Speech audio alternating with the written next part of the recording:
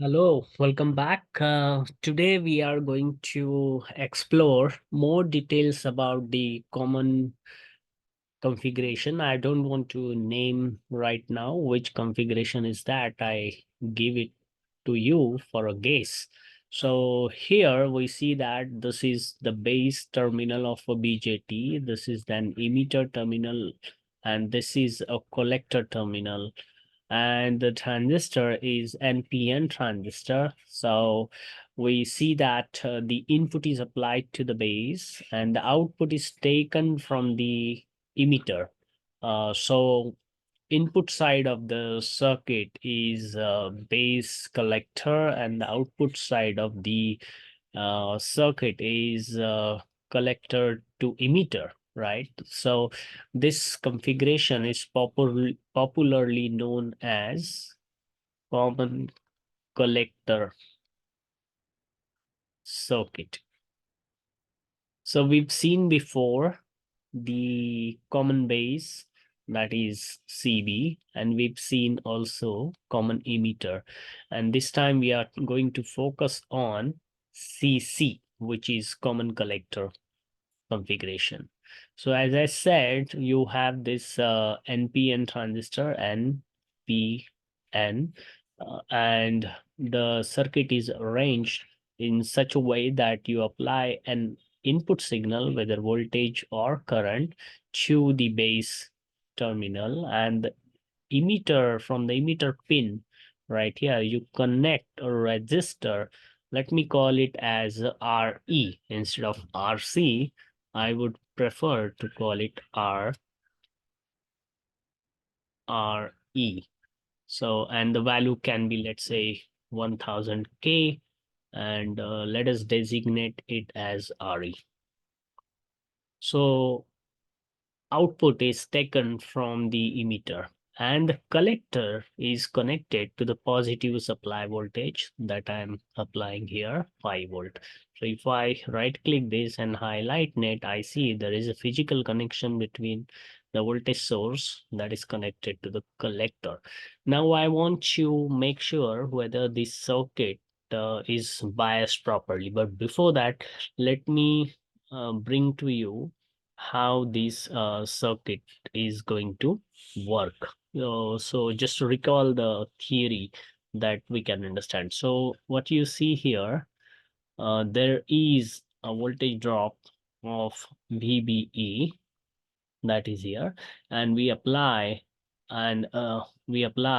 actually a Kirchhoff voltage law in this loop, right? So we say that V in, which is this voltage, minus VBE minus VO, which is the drop across the resistance RE. That is because of the current that will flow through the resistance RE. So let's say it's VO equal to 0. So this is the KVL. Therefore, we say V output is V in minus VBE. So if the input is sufficiently large, your output will be always equal to the input voltage minus one drop of the base emitter junction, which is always a constant for a silicon transistor. It is going to be 0.6 or 0.7 volt. Now, there is a kind of negative feedback that this transistor uses. Okay, so whenever there is a change in the input voltage, whether it increases or decreases, the current through the emitter, which is IE, which can approximate it to the current flowing through the collector, neglecting that, assuming the IB is very small, very small. So the IE is controlled actually, and therefore the voltage drop across RE adjusts itself to follow the input voltage V in. So if the input voltage V in goes up, output voltage goes up. If the input voltage goes down, output voltage goes down. But the VBE output voltage will be always one VBE drop less than the input voltage. So that's the circuit. That's how the circuit works, and it's a kind of negative feedback. So there'll be always a voltage difference between input and output, and the voltage difference between input and output will be this one, like V in minus VO would be VBE. So this much is the difference between the input and the output. And this circuit is called as voltage follower. Okay. Now, the voltage follower has a characteristics. For example, it can also act as a voltage buffer. Let's say it's an amplifier, and voltage buffer is a circuit that provides the impedance transformation at the input side and at the output side. So before we attempt to simulate this circuit, we will run as usual three analysis.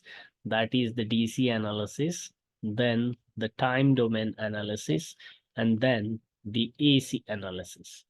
Okay, so before that, we just get the theory values of the open circuit, open loop voltage gain. We will get the expression of the Rin, which is input impedance of the circuit, and we will get the expression for the Rout. So Rout is what you look from the output inside the circuit. Rin is what you look inside the circuit from the input side, and the gain AV is the output divided by input, which we will see approximately it is equal to 1, because we are assuming that the VBE is negligible. If the V in is very greater than VBE, we see that output is equal to input approximately, and therefore the gain is 1. So that is the voltage gain. So let me take you to this part of the theory where we see that the voltage gain for the common collector configuration is approximately equal to 1, and the input impedance indicated by the small Rin is given by beta times Re, where the beta is the DC current gain of the transistor that is available for this part from the manufacturer. It is also called as HFE when you do the DC analysis. It is also called as small HFE when you do the AC analysis. Okay, so remember that. And we'll see what is this beta for this transistor from the SPICE model. And then Re is obviously this resistance right here. Then next is you have the expression for the output impedance. So it is Re in parallel with the R source. So whatever you apply, there is a source resistance to this voltage source, right? So we haven't set it right now, but we can set when you actually do that. So let me just have it. So it has a DC value set to 0.7. That was from the previous analysis, but we'll do that. For example, you choose a voltage source here and you place it here. And then when you right click, here is the value of series resistance that you can place. So let me delete this out, and coming back to this, here that series resistance you can place it or leave it blank considering ideal voltage source. Or maybe we are simulating the practical circuit, let us say it is 1 ohm. So that is the series resistance, and from our theory we see now the value of the R out will be Re in parallel with R source. So usually the Re is much greater than R source. Therefore, the output resistance can be equated to the R source divided by beta. So it's extremely small. So R out is like 1 ohm that we assume, and assuming the beta about 200. So it is very, very small. And also the beta times RE, the Rin is extremely large. So that's the characteristics of the voltage follower of or a common emitter, common collector circuit, that it has a very large input impedance and very small output impedance. Here you see the PNP mode of a BJT that is being used as a voltage follower in a common collector. Yeah, it is also called as emitter follower because the voltage at the emitter follows the voltage at the base here. So obviously here the V out will be V in minus VBE again. So here is the V in plus you have the drop here, that is VBE. Okay, this is your drop. And so coming back to our circuitry here, now it's time to simulate it. So first thing, we need to make sure that we are using it as an amplifier. So there is a biasing condition of amplifier. We bias it in the active region. So biasing in active region demands the base emitter junction is forward bias and the base collector junction is a reverse bias.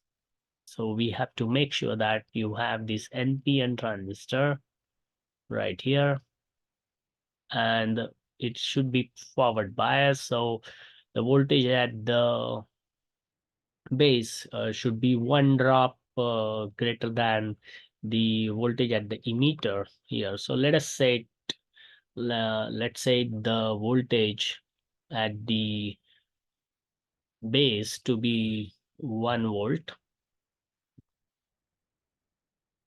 right here, and then we will see what voltage comes right here. So obviously the voltage at the emitter would be 1 minus 0.6 or 0.7, that will be 0.4, and then the voltage at the collector is, obviously we know here it is 5 volt positive. Okay, and then obviously there is this junction is a reverse bias, this junction is a forward bias. Okay, so there are two diodes. So here is that diode right here, and here is the another diode right here, and that is how we operate the transistor in the active region. Now we see that there is a 5 volt here, obviously. Now we would like to have the output to be biased at about, let's say, here it's coming now 0.4 volts. So for example, so the output voltage swing, the DC level will be 0.4 volt, and positive 5 volt is here. So it can go from 0.4 to 5, and 0 is here basically. So the negative swing is limited for the output. How about we want to make an arrangement so that the output DC level is set to 2.5 volt, so that here output swing is between 5 volt and the 0 volt. So there is a equal voltage swing of the output. So if I want 2.5 volt here, so 2.5 volt minus 0.7, so I should have about like 2.5 volt plus 0.7 would be 3.2 volt should be the input right here. But if I apply 3.2 volt, will this diode be reverse bias? Yeah, it makes sense. It is still a reverse bias. Let us try that. So because 5 volt is here and here it is 3.2 volt. So let us simulate for that. So it is like 3.2 volt, and we will now run the DC operating point analysis. So we'll click OP and we'll put dot here, and that's how the command goes. And now I am simulating the AC behavior, but I don't want that for now. So let me disable this command here, that is .ac. So I'll disable it for a moment. Now I will just click here, and it's time to monitor the voltages. So the first P plus is 5 volt, which is correctly shown. And then I have voltage at the base 3.19, which is what I applied, 3.19. Yeah, I applied 3.2, but I am getting 3.19. That is because I have a series resistance of the voltage source. Then the output voltage is as expected, halfway the supply voltage, that is 2.55. And the collector current is about 2.5 milliampere. Base current is 5.5 microampere. So can you estimate the beta from this? So beta is your IC divided by IB. So here IC is 2.5 milliampere approximately, and this is your 500 microampere, or let's say, uh, well, it's not 500 microampere, it is 5 microampere actually. Yeah, 5 in this is, let me clear it, 5 microampere. So obviously it is going to be 0.5 minus 3 plus into 3. So it's about 500, right? So 500 is the beta, which we can see from the manufacturer data sheet, and that's it. So we are perfectly done with our operating point biasing the transistor. So let me show you the beta of this transistor, BC547. Click here, and I am going to have the spice model and the beta. Let me clear this drawing now. And the beta is here, right here, as you might have seen already. The spice model, where is our beta? Right here, 458. So theoretically it's close to what is there in the spice model. Once that is done, we are set with the transient analysis. We can just say, okay, I want to apply a sinusoidal source here. Let's click advance and then use the sine waveform. Then DC offset now needs to be set because you want to have the you haven't used some external resistors to provide the DC bias. So let's say 3.2, then amplitude, let's say 1 or 10 millivolt, frequency is, let's say, 10k, and that's it. We'll keep like this, and then you see that there is a sine wave that has been applied. I want to run the transient simulation, so I enable this analysis dot tran. So I will just put dot tran, that's the syntax. Click run, and let's plot an input sine signal. Here is our input wave, but you see now there is some problem here. We use the DC bias point, DC offset there, so we don't need to use that. Maybe we just keep it 0 here, and we'll see now what could be the case. So here is your 10 millivolt, and the output is 0 because we don't have the DC voltage here. So let us put 10 cycles here, and maybe we have to use 3.2 volt better.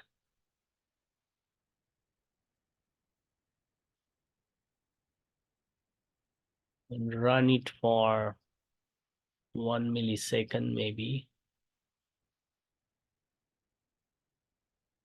and the steps would be 0.1 millisecond.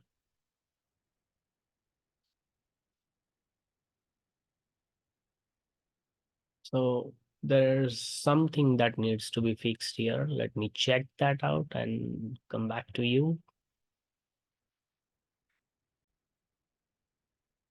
Okay, so here let us run a DC sweep analysis. We have successfully performed the operating point analysis, and we've known that now the transistor is biased in active region with the collector base region reverse bias and the base emitter junction forward bias. So let's click simulate, edit simulation command, and we go for DC sweep. This is the name of the first source, that is V in. We are trying to sweep, and we'll see that it's a linear sweep. Start value, well, let's say 3.2 is our starting value, and then we will increase it to the maximum supply voltage, 5 volt. So here it is.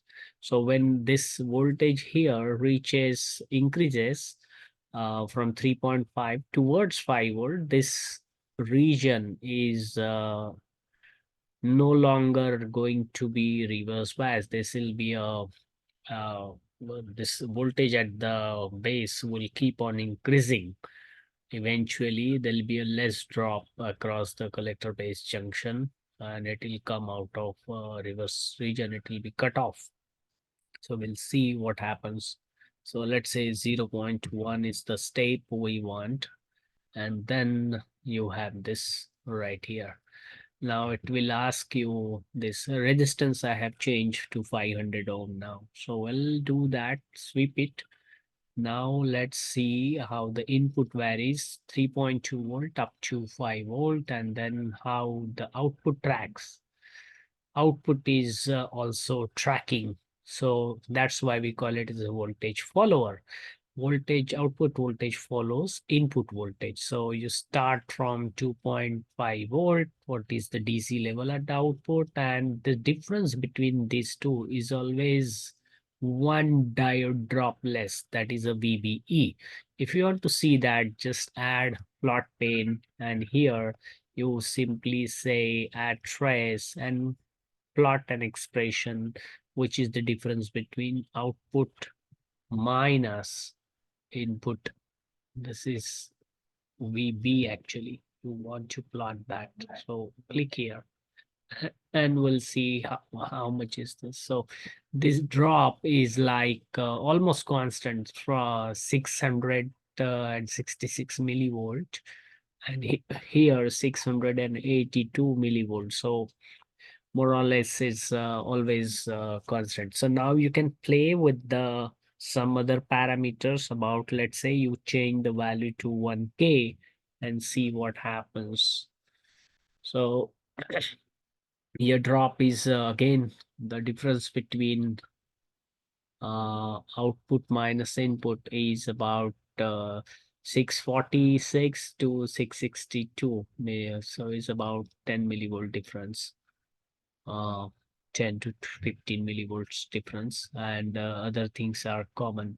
So yeah, green is the input, blue is the output. So output follows the input. So input impedance of that is beta times the RE, which is 500 times the 1K. So it's about 5 uh, 1000 into 500.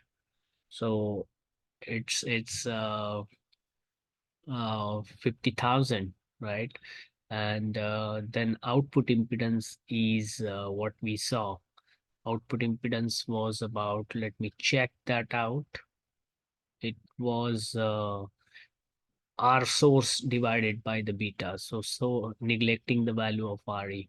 So it was about resistance is about, let's say 10 ohm. So 10 divided by the 500. So it's about 0.2 or 20 ohm. So very low. So that's how you can actually simulate the behavior of the voltage follower circuit. Exercise for you would be to simulate the same circuit for using the PNP transistor. So before that, we can actually also run the AC response for the circuit. Let us see what is the gain for that AC.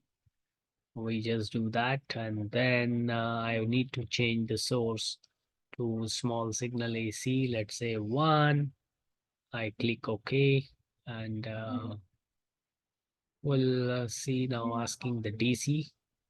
Here it is, and the output. 1 second, we are not going to simulate the residue. We are running the AC analysis. We've changed the source, so let's click here, and now you can actually see why is so. You have like for a high frequency, it's acting as high pass filter. For low frequency, your gain is like minus 140 decibel. Oh, is less than 0 dB. Yeah, because output is 1 voltage drop less than your input voltage right here. But I think it's not meaningful to simulate the use it as a voltage amplifier. Rather, it can be used as a current amplifier because the current gain is literally high. You have best current is in microampere and the collector current is in milliampere. So you have sufficient current gain, but the voltage gain is 1, approximately 1 theoretically. So do comment on this why you have such an AC behavior. Try to explain the AC behavior by writing your comment, and we'll see you on some other interesting topic in our videos to come. So stay tuned. Wish you happy learning.